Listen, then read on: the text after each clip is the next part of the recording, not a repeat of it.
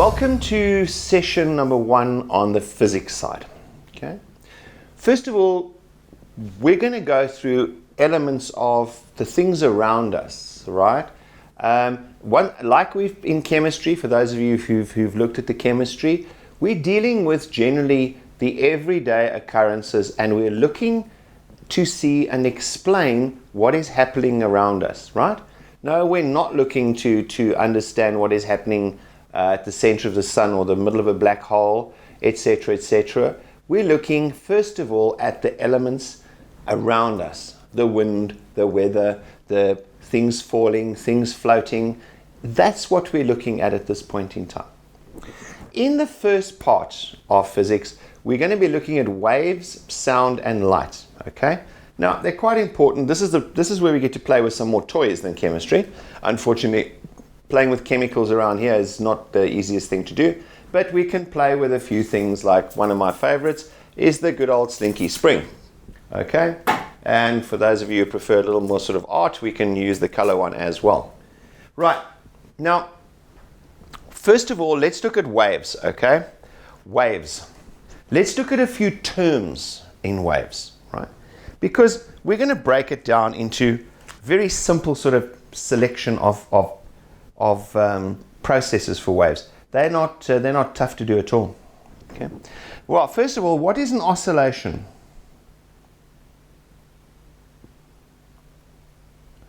Oscillation, okay, it's a word we find in this topic. It's a movement, right? When something oscillates, it moves, right? Usually about a common point. So a pendulum oscillates. It goes there, to there, to there, to there. So it's oscillating about a common point, the middle, right? A wave also oscillates. It moves, okay? If you've ever stood at the end of a jetty and watched the waves going past, you'll see them, okay? They're moving past you, okay, in the sea, all right? What is a pulse? So let's say oscillation is a movement, okay? What is a pulse? Well, first of all, we need to know, how do we make a wave, right? I can do that, and a wave, can you see I'm pushing it, or I'm doing this, okay?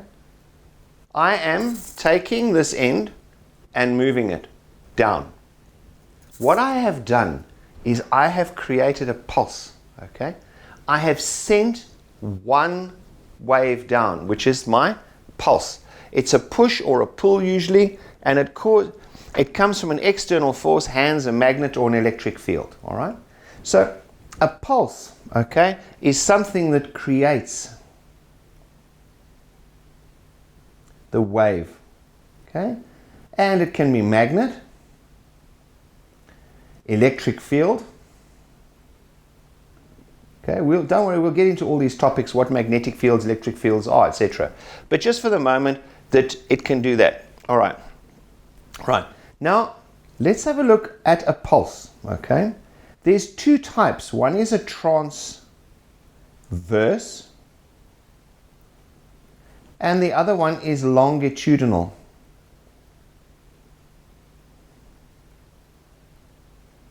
Transverse and longitudinal, right?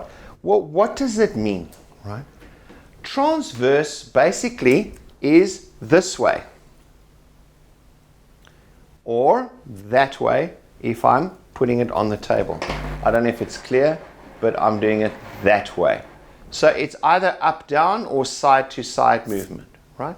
Transverse means either that way, okay, or that way, right? Longitudinal means along. It's this kind of pulse here, all right? So longitudinal, long means along the direction. Okay, so it's going along. Transverse is then the opposite, which is perpendicular at right angles. Okay, well, we're going to get to that now. Okay, all right. What is the word medium? Okay, The word medium. No, it's not how you would ask for a piece of meat to be cooked. Medium here is what is the wave going through. So medium could be air, water, gas, okay, or it could be a solid. For example, a piece of metal, right? You think that's a bit odd, okay? Well, in air is a gas, isn't it? It's a mixture of gases. Sound waves travel through air, right? Water waves travel through water, the waves in the sea. Gas, once again, sound waves can travel through it. A solid, well, it's also very simple. If you take an iron bar, right, and you tap it at the one end, you will hear the vibration at the other end. You'll hear the ringing at the other end. That is a wave that has been propagated along the medium. It's gone through the medium, right? For example, light. Light comes from outer space. Vacuum, nothing. Comes into the atmosphere. There's air. Light goes into water. Otherwise, how can you see at the bottom of your pool? The light actually goes through the different mediums. And we will talk about how it does it and what happens to it when it does it, okay? So we've got, that's the medium, okay? That's what it's going through. Now then there's a few things. Let's have a look at the particle, okay? A particle is a point on a wave, okay? It's a fixed point on the wave itself, right? So there's our particle we're looking at. We're looking at it, does it move this way or does it move backwards and forwards, right? We're looking essentially at the displacement, the movement of a particle, right? Just a fixed point on the wave, nothing more than that at this stage, okay? Let's look at the word velocity, okay? The velocity of a pulse. All right. What is the velocity of a pulse? It's how fast I pushed it, pulled it, or moved it up and down, isn't it? Right. Then what is the velocity of a particle? All right. The velocity of the pulse and the particle we're going to get to, but the particle on its own is how fast is that part of the spring moving this way and that way, or up and down, or side to side. That's the velocity of a particle. It's the actual piece of the wave we're looking at, okay? You can think of it as the velocity of a water molecule as the sea wave goes past, okay? The velocity, it goes up and it goes down, doesn't it? Remember when you're sitting in the sea, when a wave comes, it lifts you up and it drops you down. Lifts you up, drops you down. Just hold on, let's think about that. The wave comes, if I'm here, it's now lifted me up. The wave is moving that way, isn't it? But the wave is going that way and I am going up and down. So I am going perpendicular to the direction of the wave. That's quite an important concept that we've got to come into it. All right? My displacement, okay? My displacement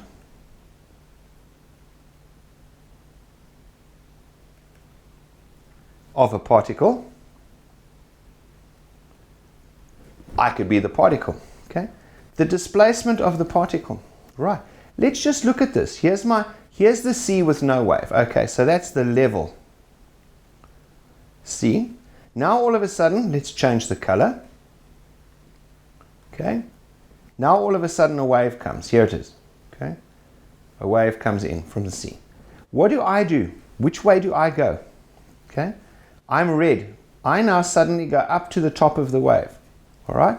The wave is going which way? It's moving that way. So the velocity is to the right, isn't it? It's moving to the right. But me, I'm going up and down. So if the wave is moving that way, I am moving perpendicular to the direction of the wave. Okay? So I'm moving perpendicular There's the direction. There's me going up and down. Up and down. Because what happens when this wave has passed and the next wave comes and it's down here? Right? Where am I? I have gone down. Right? So the wave passes me. I go up to the top, down to the bottom. Up to the top, down to the bottom. Right? These have got specific names. This is called the crest. This is called the trough of the wave over there. Right? So we've got a crest and we've got a trough. Crest and trough of the waves. Now, what happens if the wave, right? Remember we said that's a transverse wave. What happens if the wave is longitudinal? All right? Longitudinal. Okay? In other words, the wave, I'm going to draw it like this. Pretend this is a Slinky Spring, and there they're close, there they're far apart again, right? What has the particle actually done? Let's look at our Slinky Spring, right? Now, let's take a piece. The pulse comes along, pushes it that way, back and back to start. So just like in a water wave, we go up to the top, down and back. We start here, we go up as the wave comes, down as the wave goes, and back. If the wave's going this way, a longitudinal wave, I go forwards, back, and back, right? So my movement, my displacement, okay, in this case is forwards, backwards, and back. Same thing, that's the same as an up, a down, and a back. It's just that in this case that the displacement is in the direction of the wave, right? Because the wave is going this way, it's going that way down the spring, right? The displacement is in the direction of a wave. All right? Right, let's look at some more terms, all right? I'm now going to deal first of all with a transverse wave, one that we see in the sea, all right? Here we go. Let's just put, now this is the sea level one, right? So let's put our wave in, blue, and we come down, up, up. Okay, that's what we do. And let's put it in up to there again and back down, like so, all right? Now there's a few very definite sort of things. This here we called the crest, and this is called the trough. Next crest, right? This is called the crest again. The top to the top. This is called the trough and the trough. Now what is important here is this term here we need to know. This is called the wave length, and it is given the Greek letter lambda. That is the length of a wave, all right? Like that. Similarly, this is also lambda. It's also a wavelength, isn't it? Right? It's a wavelength over there. In other words, here's another wavelength over there, right? The wavelength is from a point going in the same direction as to another same direction, one wave apart. In other words, the crest to the crest, the trough to the trough, where I'm going through the median, but here I am going downwards and here I am going downwards. Here is another wavelength, I'm going up and up. So that's my wavelength there from the up and the up. Okay? That's important from the first aspect. The second, okay, is this. We have to define another term. Right? Something that's very important is how big is this wave, right? Well, we come up and we define a term over here, and we call that the amplitude amplitude. It is, now be careful, okay? People have got different views as to what the height of a wave is, all right? But let's look at it like this. Let's say that is the total height from bottom to top. So if I'm sitting there, I say that that's going to be that. It's not defined as height, but the amplitude is there and there. So that height is equal to 2 amplitudes. The amplitude is how high I rise from my mean or median position. In other words, if the sea level was there, I'm stationary, right? There we go. Now the amplitude is how much we go up to where we get there. The amplitude down is that direction like that, okay? So we've now got the amplitude, okay? Crest, amplitude, right? The last thing is that this place here, okay? I'll just call it that one. Here where it goes through 0 is called the rest position. Why is it the rest position? Because that is where the particle is stationary, isn't it? Let's assume we've got a wave going along. It lifts us up. We were stationary. Now it lifts us up, brings us back to rest, and then down and back to rest. The rest position is where it goes through the mean or median of the wave, okay? So we've just basically, like we did in other subjects, we're just putting down the whole vocabulary that we're going to be needing to do these problems, right? Now, in those we look at that. Now let's have a look at our Slinky Spring. Our Slinky Spring, when we do a longitudinal, that's a transverse wave. Let's do a longitudinal wave. Let me just label this one as then the transverse here, hey? This is our transverse. This is the C wave. Transverse wave. The next step is the longitudinal wave. The longitudinal wave is by applying a pulse in that direction. Can you see it moving? It's actually quite difficult, but if you look, there's quite a lot of sites that you could look at on the internet, which actually show you the photography of waves moving longitudinally, and they do it in like the time lapse where you can see it from here to move to back to there, going through the rest position, right? So let's just do a few definitions over here. This is there, then the spring opens up, right? Then it comes here and then it opens up again like that. Then it does that. This one is called a compression. It's where the Slinky Spring was compressed close together. This piece here is called a rarefaction.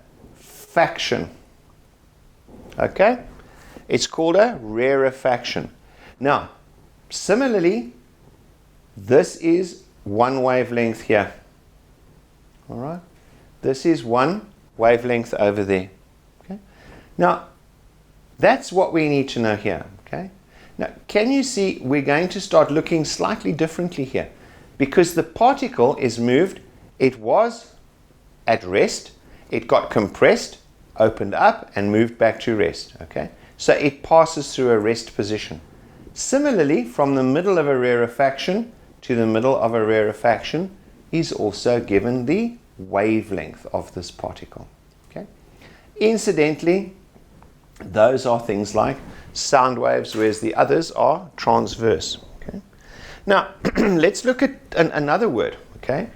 Another definition of a word. Superposition. Okay? Superposition. What do I mean by superposition? I mean something quite straightforward. Have any of you ever perhaps been on the beach and you see the waves coming in and they're all the same, all right? And then you do what you never should do, you turn your back on the sea, and the next thing you're flat on your face. Because what happened was these waves came in, but all of a sudden the wave suddenly got higher and it smacked you over onto your face. Okay? That happens often. That's why you never turn your back on the sea. what actually happened is this. You got another wave coming in and adding to that wave. Okay? Superposition is actually the adding of wave amplitudes.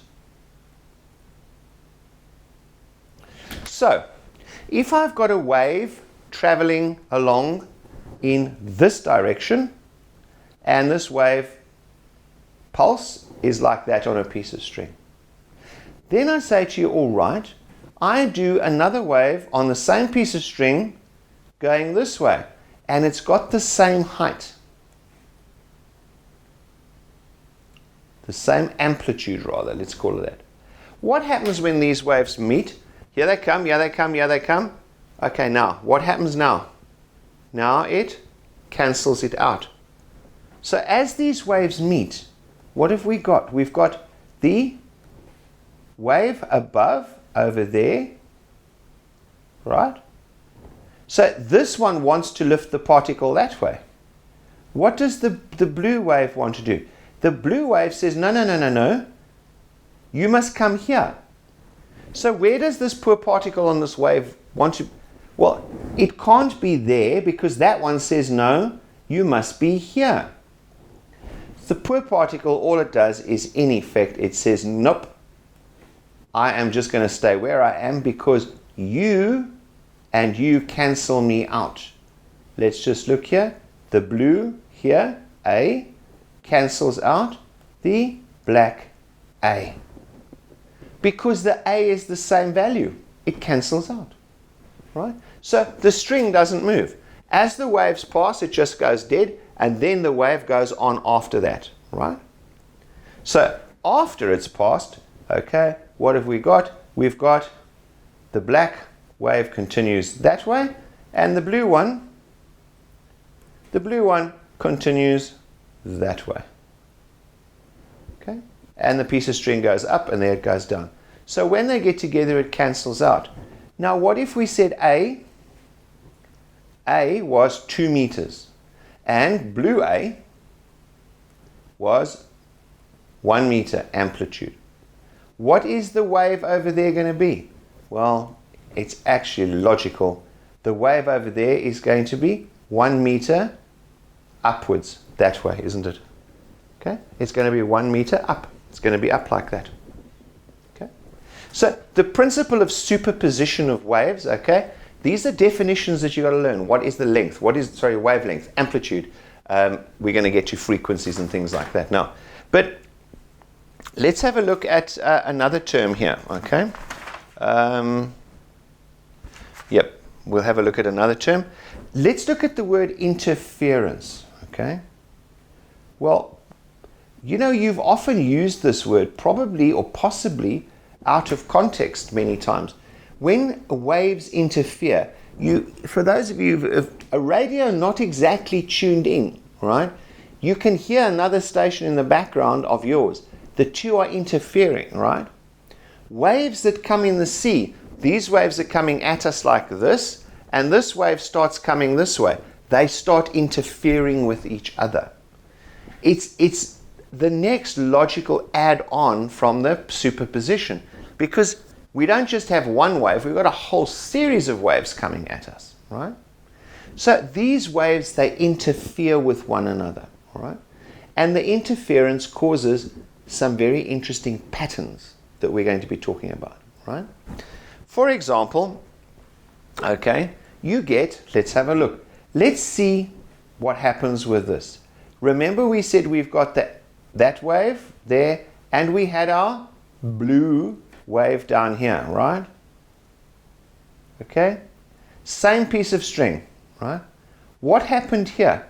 There was interference, wasn't there? There was interference. The interference, the result was no wave. No displacement of the particle.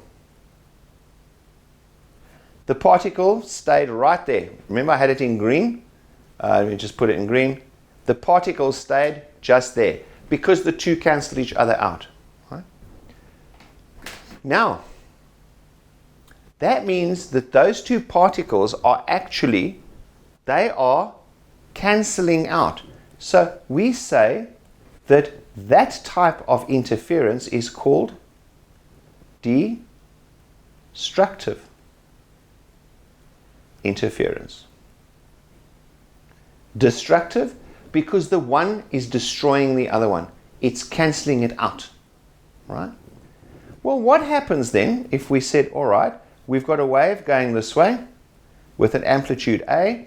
Now, you know what I'm going to do, don't you? I'm going to draw the blue wave coming along and amplitude A going that way. What's going to happen? Well, these two are going to join, aren't they? So the net result is going to be a wave that does that. It's going to be A plus A. It's going to be 2A. So the one wave builds on the other. It builds on the other wave, right? And guess what we call that?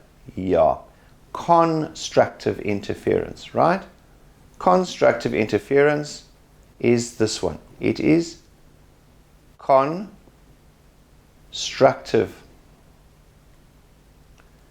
interference. It builds up a wave. And the other one was destructive interference. What does it do? It cancels out a wave. Destructive interference, we say that they are out of phase. Okay? And yes, constructive, we say that they are in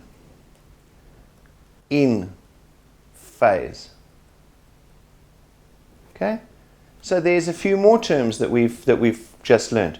So we say in phase means constructive interference. Okay? Builds up. Okay? Out of phase, destructive interference, it means cancels. Whoops.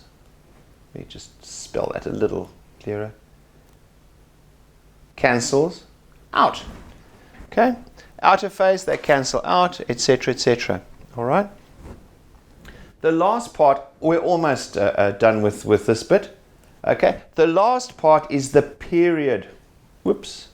Is the period of the wave. Because one thing we've forgotten is not period. Okay? The period of a wave. We need time. The period is the time. Okay? The period is the number of waves passing a point in a given time. Okay? Period is measured in, okay, we'll get to that now. Okay, it's obviously the number of waves passing a fixed point in a given period of time. We actually look at it as per second, right? So it's going to be waves over seconds, right? Number of waves per second. That's what we do. So if you're standing at the end of a pier watching the waves go past, you can work out the period. You count. Hang on, how do you count number of waves? Hold on.